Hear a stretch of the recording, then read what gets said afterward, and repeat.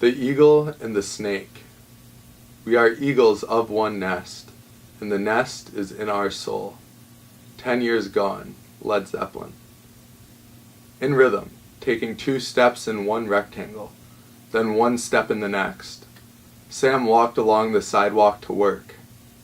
His thumb was exploring the navel of an orange in his hand. Looking up, he saw the sun setting, and clouds eating up the darkening sky. The sharp peak of the pedicle was now poking into the pad of Sam's thumb. He had spun the orange halfway around. 18th Avenue, his place of employment, came into focus when Sam leveled his vision. Waiting to turn the corner and walk down metal stairs into the bar was a crowd of people organized first by a chain, then by itself. The line to the basement bar faced west and ran alongside of a brick apartment building that sat atop the bar. As he drew closer to the door and found himself capable of pulling individual faces from the crowd, Sam flipped the orange into the air. Right before it began its descent, he flashed a smile for anyone whose attention had been gripped by the orb of fruit and arc. Sam snatched the orange from its tight spiral.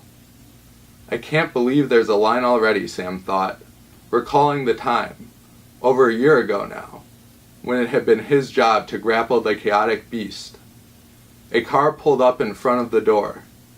4 girls got out, and spiting their heels and exciting each other into a frenzy, ran to get a place in line. Sam kept his pace, and a bigger group, 10 or more boys and girls, ran past him to secure spots. The chain defining the line was suspended from wooden posts, cemented into cracked 5-gallon buckets.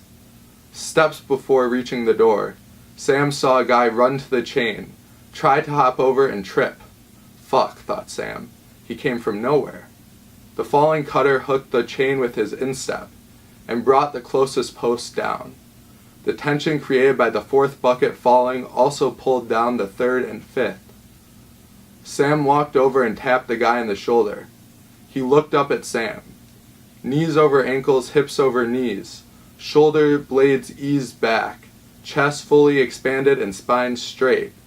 Sam stood tall. Cowering and drooping at the shoulders, the guy said, "I'm so sorry, man. Let me pick that up." "Thanks, but you still gotta go to the back." Sam turned to get the 3rd bucket, but Josh Tublowski, his co-worker, was already picking it up. "Comrade Tubes," Sam greeted him. "He told me to tell you to stay out here. This is nuts." "It's gonna be a good one," Sam said over his shoulder as he went to pick up the 5th bucket. Sam manipulated the slimy, awkward amalgam back into an upright position. Across the alley, even with the chain in between the 4th and 5th posts, was a thick yellow concrete cylinder rising out of the pavement. It blocked car bombers from driving through the dumpster gates, Sam figured. He went over to the yellow post, rested his behind on it, and stretched his legs out at an angle in front of him. As he moved to peel the orange, Sam surveyed the length of the alley. He noticed several people look at him sideways, unaware he was responsible for keeping the line in check. The orange peel was thin, and Sam's thumb broke into the fruit. Juice burst out and began to dribble towards his wrist. Sam sucked his hand clean and tilted the cut in the fruit towards the sky, so it did not bleed more juice. Carefully peeling, bothered neither by the fruit's wound nor the strange glances, Sam stood still. He watched the line stretch all the way down the alley. A girl walked up the alley past Tubes, who had positioned himself even with the door and across the alley from the line. Sam clocked her curling around the 5th and final post. The cutter was at 12:30 in his field of vision. Sam was almost done peeling the orange. Lastly, he wedged his thumb under the skin surrounding the pedicle and yanked it off with a long string of pith attached. Sam found the release of the pith and the sight of the string coming out as a whole immensely satisfying. Before he balled up the peel, Sam pinched a piece of the skin to release the essential oils in front of his nose. He turned and threw the wad in a high arc towards the dumpster. The line was good. The dumpster swallowed the peel without a sound. "Nice shot," Tubes called over. "Thought it was short," Sam said. "Wind must have caught it." He walked over to the girl who'd cut and separated his first slice of orange, the segment he had damaged. Full of juice, balanced between tart and sweet, the orange was good. Sam rejoiced. "Can you go to the back, please?" "Oh, I'm sorry. I just went to the bathroom across the street. I've been in line, I promise." "She's been here with me," said a soft girl's voice outside Sam's periphery. Taking his second bite of orange, Sam turned to face a girl who he would later describe to his fellows downstairs as the Princess of Shalimar. A necklace displaying a polished blue jade was the most striking element of the lady's attire. The teardrop gem was suspended above the black neckline of her dress, which resembled a child's drawing of a gull. Sam fought the instinct to be mesmerized by the gem set in the valley of the maiden's breasts, and established eye contact as quickly as he could. As he did, the lady added, "Please, you can't make her go to the back." Juice from his second bite caught in his throat and Sam coughed. "Are you okay?" the princess giggled. "I'm all right." Sam coughed again lightly. "What is that? An orange. Why is it red?" "It's a blood orange. Hell of a color, huh? Is it good?" Sam separated an untouched segment. A bit of juice ran between their fingers as Sam gave the princess a slice. She bit off half the piece and brought up her bejeweled hand to hide her chewing. When she brought down her hand, Sam noticed a bit of the red juice from her thumb had stained the princess's pale lip gloss. He could not help but smile. "Unreal, I've never had anything like it. I'm sorry, I mean it made you cough. What are you laughing at?" Sam motioned to the spot on his own lip. "You got some..." The Princess of Shalimar opened her mouth and licked her thumb with the side of her tongue. She touched the spot Sam showed her. "Did I get it?" Sam nodded.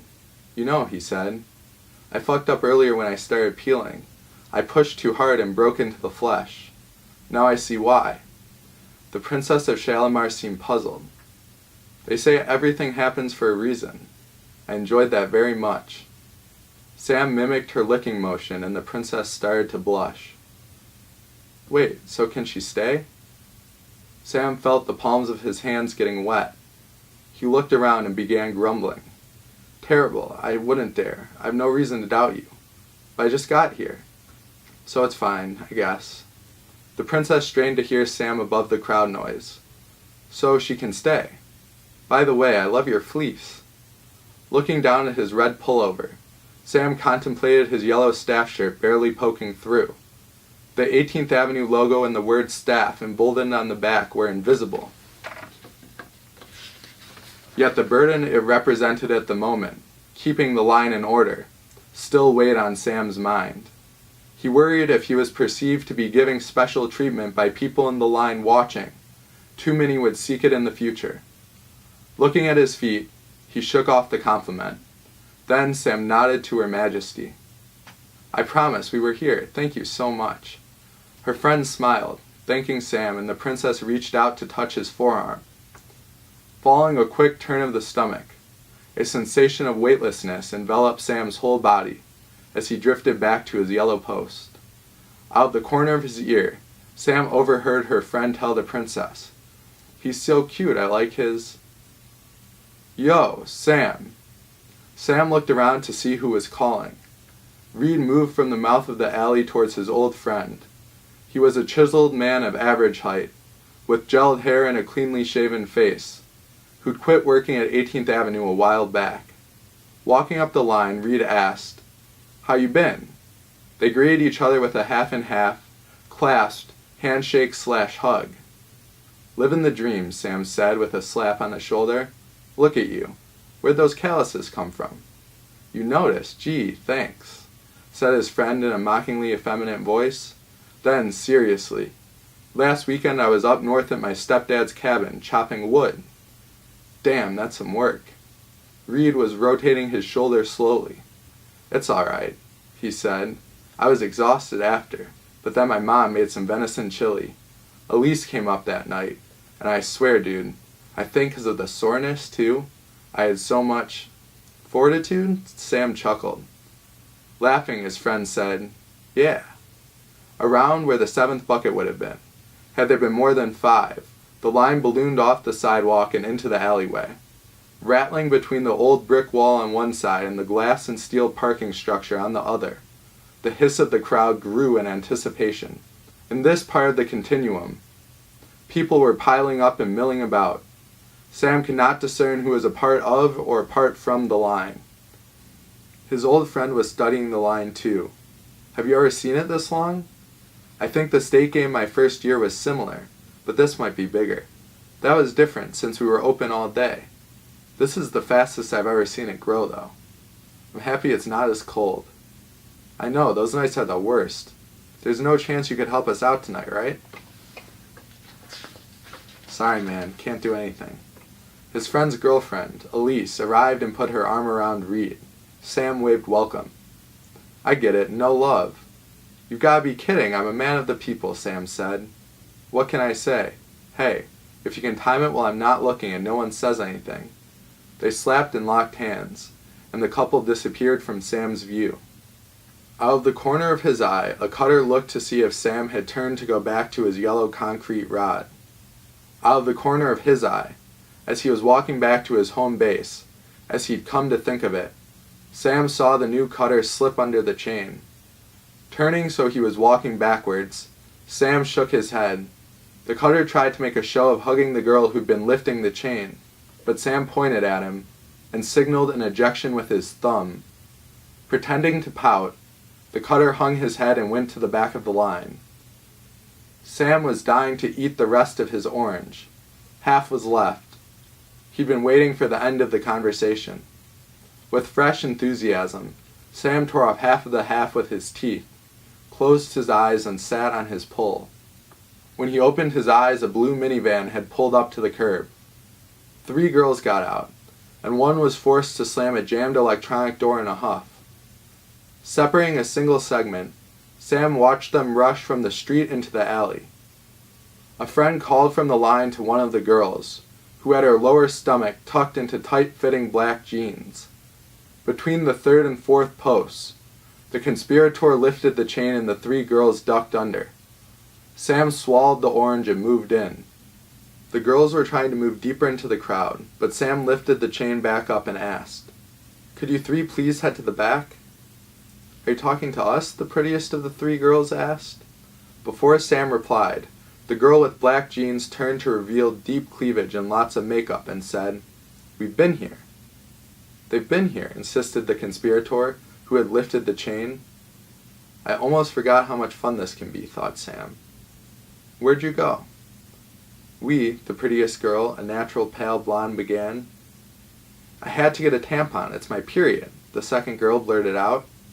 Her arms were crossed, accentuating her most prominent feature. A bystander cracked up, whacked his friend on the shoulder, and pointed to the scene. "Why'd you take 2 friends?" Sam asked. "What? I just had to get a fucking tampon." "I didn't mean to raise your ire. Please, lower your voice. It's just girls usually only need 1 friend to assist them in hygienic matters." "We had to run upstairs," tried the 3rd girl. A black scrunchie held back her brunette hair. She was wearing no makeup and had, like her emotional friend, thick arms and legs. "You live upstairs?" Sam asked. The 3rd girl nodded, and Sam acknowledged her with a polite, closed-lipped smile. "So what? Am I not allowed to get a fucking tampon? It's my period, for Christ's sake. What are you smiling at? Think this is some fucking joke? Pig? You can get as many fucking tampons, or any other kind of tampon for that matter, as you like," Sam said, stepping back a second to check the rest of the line. "I'm simply wondering why you needed a cab to go upstairs." "Guys," said the pretty cutter. "A cab?" asked the 3rd cutter, feigning ignorance. "I'm on my fucking period. God, why are you being such a dick?" "I can't help it sometimes. She said you live upstairs, presumably where you keep your tampons. But I saw you get out of a cab," Sam said, which also begs the question, what are those numbers on your hands? The 3 girls looked down at the red 2-digit numbers on the back of their hands. They've got to be from coat check across town, Sam thought. He kept the chain lifted with one arm while holding out the other. Finally, the pretty girl said, "Come on, let's go to the back." "What's your name, asshole? I'm going to call your manager tomorrow." The three cutters got out of the line. "What's your name?" the most temperamental girl insisted. "Sam." "Fuck you, Sam." "As you wish," Sam said. The girls disappeared, and Sam returned to his post. "Wait, come here." The princess waved Sam back over. A thrill passed through Sam as he observed his subjects observing him walk over for a reunion. Oh my goodness, what was that horrible girl screaming about? She was like possessed. From what I gathered, she was upset because I wouldn't let her cut, even though it's her period. What? She said she left the line to get a tampon. Then her friend said they live upstairs, but I saw them all get out of a cab, so... What bitches? They were flat out lying. Horrible. That's so horrible. You must hate this job. Some parts. Others not so much. Sam could barely contain his delight, before relenting to an irrepressible grin. He added, "I love your necklace. Jade. Some stone."